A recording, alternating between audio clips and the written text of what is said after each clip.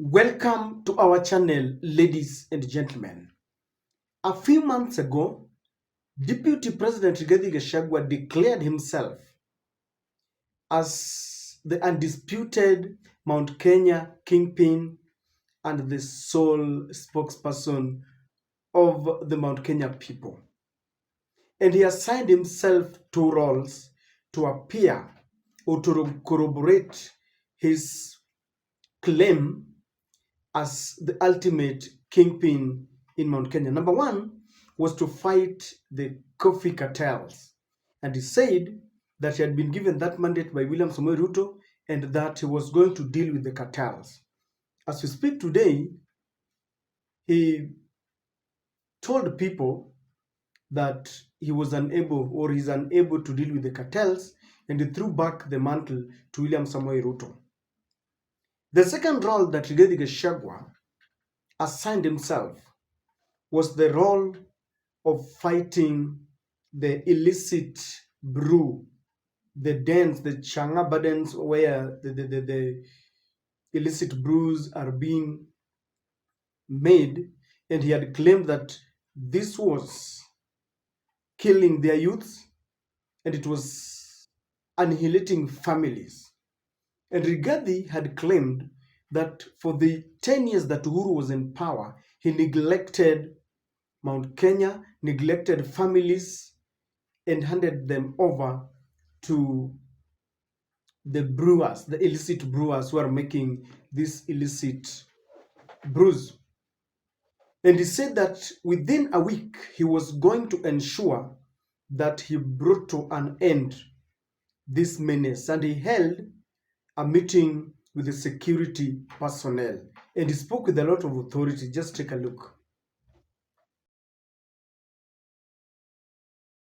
That information on the illicit dens in this region where illicit brews are being brewed. The GAO officers, the commanders, you convene your various security committees on Monday. And within a week, you shut down those brewing dens permanently. And you don't shut them down and go away. You police them to make sure that they will never reopen. And for the avoidance of doubt, the IG has said correctly, he will not transfer an OCS from one region to another because that is transferring a problem. And IG, we want to commend you for that. So for avoidance of doubt, those OCSs and ACCs who will be unable to close and shut down those illegal breweries and distillers must leave this region, and they must not go to any other region. IG, you know where they should go. They must leave this region, but they must not go to any other region within the republic, because that is transferring a problem. And if you cannot close down dens within your area, the list is here. You will be given the list. It is clear. There is no discussion. You have enough personnel. You shut down those dens, and we want you to furnish ID with returns of what you have shut, how many people you have arrested, how many you have taken to court, and that exercise within this region must be done in the next 1 week, so that we are just left with the 42 manufacturers only for now. But all the illegal entities, that you must wipe out. And there is no discussion. It was not only Rigathi Gachagua who was talking about illicit liquor in that area. Even the second lady, Madam Dorcas, said that those who are brewing this illicit liquor should be convicted like murderers. Now, Rigathi Gachagua spoke with a lot of authority, and many Kenyans were waiting with bated breath to see how he was going to deal with the cartels that are brewing this liquor, when he had pronounced and declared that he was unable to deal with the coffee cartels. Now, just a few weeks ago, about 23 people died from some illicit brew in Kirinyaga County. That is the country where that's the county that is being headed by Madam Anne Waiguru, who is the chairperson of the Council of Governors. And Kenyans went on social media and they were asking, where is Rigathi Gachagua? He had promised to clean the house to ensure that there was zero tolerance on illicit brew.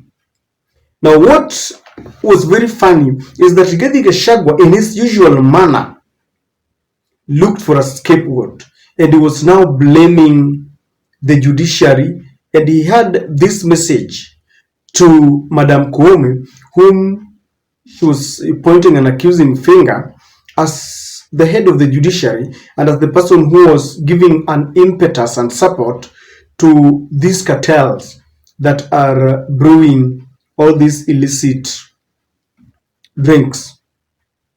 Mimi nasema, I want to say here today, hata kama tuko na shida kotini, na mimi I want to appeal to the Chief Justice, Lady Justice Martha Koome. Wewe Martha Koome ni mtoto wetu hapa katika Mlima Kenya. Imekuwaje koti zako watu wote wakiwa wako na ile pombe baya wanaenda mnapatia order waendelee kuuza sumu kwa watoto wetu? What has happened to our judges? How do you allow people to continue selling poison to our children? I want to ask Lady Justice Martha Koome and the judges, huyo mtu amepelekwa kotini mara 13 mkamwachilia. Saa hii watu wamekufa 23 Chief Justice and the judges of Kenya. What will you tell the people of Kirinyaga? Mtatuambia nini watu wa Kirinyaga? Na mimi nataka niulize majudges wetu wakuwe patriotic na wakuwe reasonable. How do you apply the law to the detriment of the people that you serve? Huyu governor wetu Anne Waiguru amejaribu mambo ya pombe, lakini ametatizwa na polisi na watu ya kotini. And governor, I want to assure you, governor, from the executive, we are going to give you officers who will support you. Kayo mwana ogwetwa Iguru wale wao. Mwana mwenedere. Arang'ang'ana ari wiki namo ndore kaciaro nuko rituhia ira wake. Siwezi kubali. Na mimi nataka niseme. Hii vita ya pombe Rais William Ruto aliniambia niendelee naye. Watu wengine walikuwa wanasema ati Deputy President amepewa kazi ya pombe, kazi haina maana. Kazi haina maana, watu 23 wamekufa. Sio ni kazi ya maana? Na nyinyi wasanii wetu wa Kirumba, tafadhali help us. I am telling you, and I want to speak when I'm in Kirinyaga. Had President William Ruto and I not made a conscious decision to fight illicit brews in this region, in another 10 years, the entire of our population in this region will have been wiped out. Na hatuwezi wachilia watu wetu waumie. Na mimi mwenyewe, I am going to call another meeting for all chiefs and assistant chiefs in this region. Nitawaita. And I am going to issue the last warning. Kwa sababu wanaona kama tunacheza. And the chief and assistant chief, ya hapo watu wamekufa, you have something to explain to the government. Sindio? Yeah, they have an explanation. Na hata OCS wa area hiyo huyu aende akiendanga. Aende akiendanga. Sindio?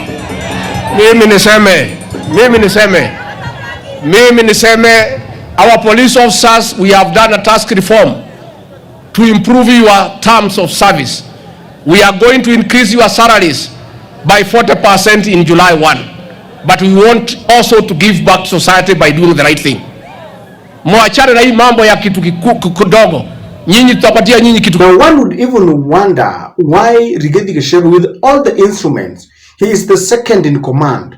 He's got the authority to summon security officers. At some point, Rigathi had confessed that he's the one who confiscated security personnel from Governor Simba Arati. And he told Simba Arati on his face that it was not the president who had taken away the security during the demonstrations. So Rigathi has a lot of powers.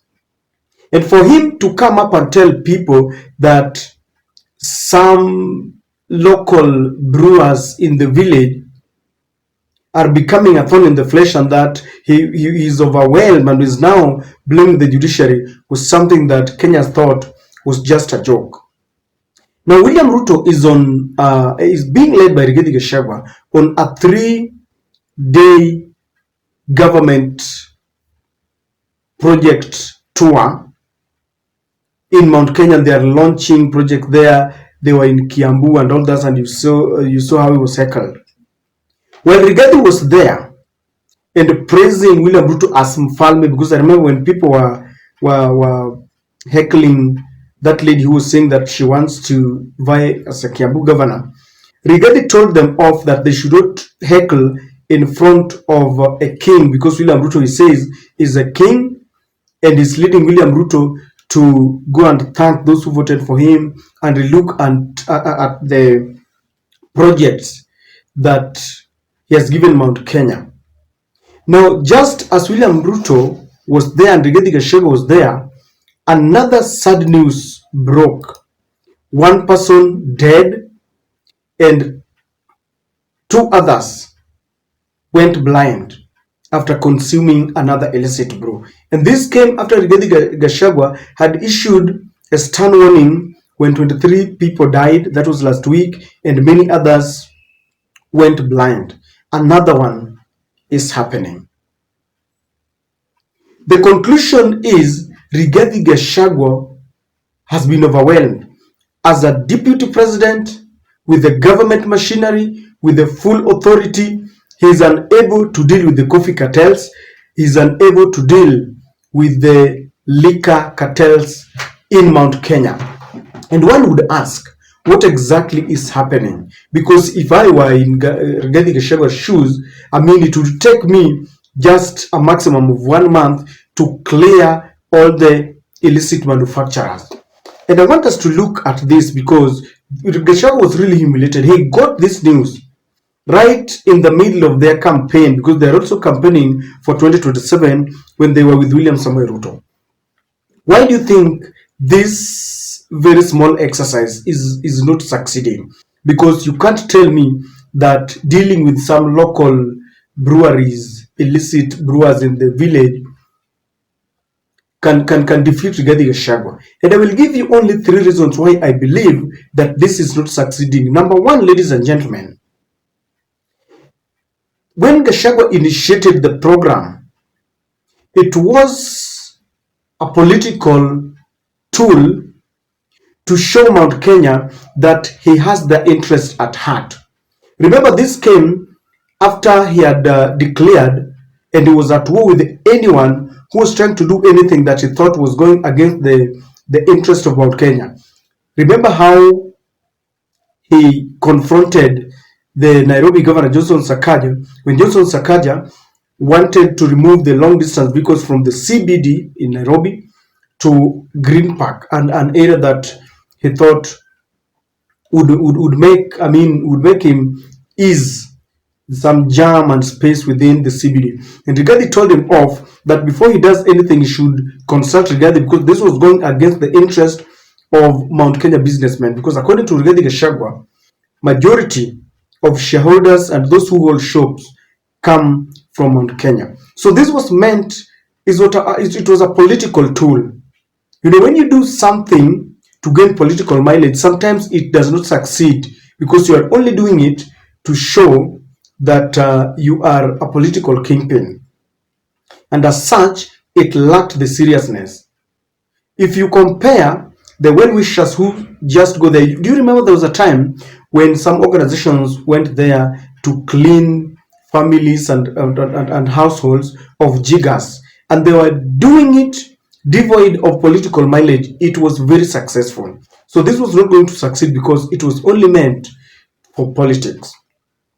It was also a succession tool, because Rigathi Gachagua, since William Ruto took oath of office, they took oath of office together. He set his target on the big prize. He knows very well, according to their program and their plan, that William Ruto will do a 2-term, then automatically he's the heir apparel.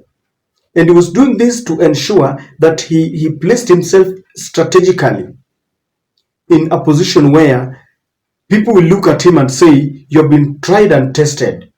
You are the ultimate successor of William Samoei Ruto. And this is why he identified those two so that he could, be seen to be doing something. But this did not augur well with William Samoei Ruto. And that is why there was no direct support, because William Ruto does not want Rigathi Gachagua to look like he is the ultimate kingpin. In fact, as we speak, William Ruto still believes that he is the ultimate kingpin. Why? Rigathi Gachagua has been told by Kimani Ngunjiri that William Ruto did not seek for anyone's position or permission to go to Central. He went there and dared himself to the people, and that's why they voted for him. And no leader should even imagine that the people of Mount Kenya voted for Ruto because of him or her. And this exercise was not being supported as long as the intelligence knew very well the motives behind Rigathi Gachagua. And that is why he was left alone. Even with the coffee cartels, many experts believe that Rigathi Gachagua was left to fail so that he will be seen as a weak leader, a man who speaks a lot, promises a lot, speaks with authority, but nothing is achieved. And that is why he could not succeed, because even the other leaders like Kimani Ichung'wah did not speak so much about this. I didn't see them supporting Rigathi Gachagua on his quest to deal with these cartels. And so as it is now, Rigathi Gachagua has failed, and that is it. Because there is nothing that will please William Ruto as a mere fact that people will look at Rigathi Gachagua as a failed leader. Because when you pronounce yourself in front of leaders, in front of your electorates, in front of residents that you are going to do something, and later you come back and apologize, or you shift blame game, then it means you are a failure. That is jeopardizing your political future, and you cannot present yourself as the man who can give Ruto a run for his money. And so I think Ruto is very happy wherever he is. Of course, it was also meant to target other leaders like Maina Njenga. And I remember they were profiling some youth there as people are using drugs and are members of Mungiki sect. They are told Mungiki sect. And as a result of that, it was not going to succeed because the motive was very bad. When someone does something with a clean heart and they do not want to gain any political mileage, or you do it fast, then the accolades will come naturally, automatically, by default.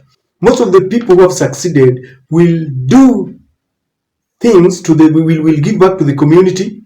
Ni ile tunasema tenda wema nenda zako, and then all these good deeds, the accomplishments will follow you, and people will say indeed it was a good exercise. But for Rigathi Gachagua, it is an exercise in futility. And that's the reason why I'm saying that today, and as they continue with the Mount Kenya tour, he has been humiliated, exposed by the illicit liquor cartels.